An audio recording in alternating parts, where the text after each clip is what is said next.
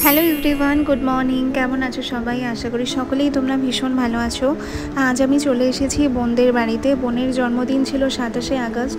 তো সেদিনকে তো যেতে পারিনি, সেদিনকে সিনেমা দেখতে গিয়েছিলাম। তো আজকে তাই ফাইনালি চলে এসেছি ওকে গিফটগুলো দেওয়ার জন্য। প্রত্যেক বছরই ওদের জন্মদিন আমি মিস করি না, আর সেইভাবে ওদের জন্মদিন তো সেলিব্রেট হয় না, কেকও সেইভাবে কাটে না। তো আমি চেষ্টা করি প্রত্যেকবার ওদের বাড়িতে গিয়ে ওদেরকে সারপ্রাইজ দেওয়ার। আর এখন আর ব্যাপারটা সারপ্রাইজ নেই, কারণ ওরা জানি যে আমি যাবই। তো বৈষ্ণব দুর্গা মণ্ডপে না রোজ সন্ধ্যেবেলায় কিন্তু গীতা পাঠ কীর্তন এগুলো হয়। আর এই দেখো ওর বাবা ওর জন্য কেকও এনেছে, আর তার সাথে আমাদের জন্য কিছু ভেজ খাবার এনেছিল।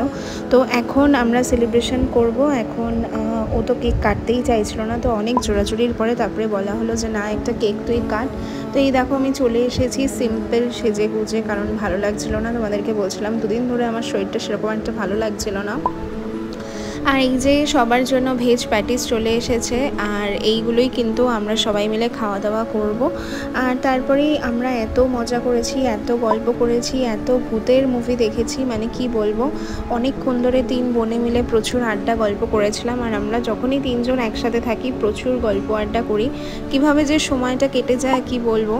আর ওর তো কলেজের ভর্তি চলছে এখন, তো সেই নিয়েও একটু ব্যস্ত আছে, তার জন্য অনেকক্ষণ বাড়িতেও ছিল না। আমরা বসে অনেকক্ষণ গল্প আড্ডা করছিলাম। আর এই দেখো ওর বাবা ওর জন্য কি সুন্দর একটা কেক নিয়ে এসেছে। আসলে কেকটা আমিই নিয়ে যাব ভেবেছিলাম, কিন্তু কালকে কেকটা পেলাম না আর কি, যার কাছে অর্ডার দিয়েছিলাম পাচ্ছিলাম না। আর এই দেখো ওদের ফ্ল্যাটেরই একটা কিউট বেবি, এত মিষ্টি দেখতে আর ছোটো বাচ্চা, আমার না ভীষণ ভালো লাগে। আর কতদিন পরে আমি ছোট বাচ্চা পেলাম, আমার এত ভালো লাগে ছোট বাচ্চাদের সাথে সময় কাটাতে, ভীষণই ভালো লাগে। আর কেকটা দেখো ভীষণ সুন্দর, আমার এত ভালো লেগেছে। কেকটা কিন্তু ভীষণ ভালো ছিল। আর আমরা অনেকক্ষণ এত মজা গল্প করেছি। আর ছোট ছোট বাচ্চা থাকলে না দেখবে ভীষণ আনন্দ লাগে, কিভাবে যে সময়টা কেটে যায় বোঝাই যায় না। ছোট বাচ্চাদের সাথে থাকলেই ভীষণ মনটা ভালো হয়ে যায়, সময়টা কেটে যায় ভালো মতন। তো এই যে ও ফাইনালি এবারে কেক কাটবে। আমি ওর জন্য 2টো জামা নিয়ে গেছিলাম, আর তার সাথে ওকে ফোনের কভার গিফট করেছিলাম। আর কিছুদিন আগে ওর দিদির জন্মদিনে গিয়েও জামা গিফট করেছিলাম। তো সামনেই পুজো আসছে, তো ভাবলাম জামাটাই দিই, অন্য আর কি দেবো। আর ও তো নতুন আইফোন পেয়েছে, কারণ আমাদের স্কুলের মধ্যে ও কিন্তু 1 থেকে 20-র মধ্যে র্যাঙ্ক করেছে, এত ভালো রেজাল্ট করেছে।